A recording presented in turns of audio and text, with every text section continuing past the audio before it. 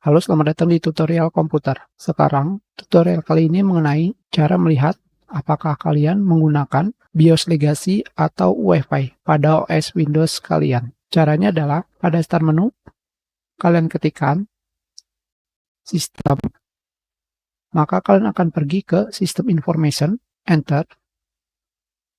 Di sini, kalian bisa melihat mode BIOS yang kalian gunakan adalah UEFI.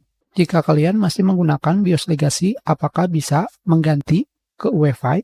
Tentu saja bisa, hanya ketika kalian pertama kali ingin menginstal Windows versi berapapun, versi UEFI ditentukan ketika kalian membuat boot table untuk OS Windows tersebut. Contohnya, jika saya ingin menggunakan Windows 10, di sini, pada bagian target sistem ini, inilah yang menentukan kalian menggunakan UEFI atau Legacy. Tentu saja, untuk menggantinya, kalian harus mengganti pada bagian Partition Scheme. Jika MBR, berarti kalian masih menggunakan BIOS Legacy. Jika GPT, kalian menggunakan UEFI. Jadi, jika kalian ingin mengganti pengaturan Windows kalian dari Legacy ke UEFI, OS Windows kalian harus diinstal ulang. Terima kasih.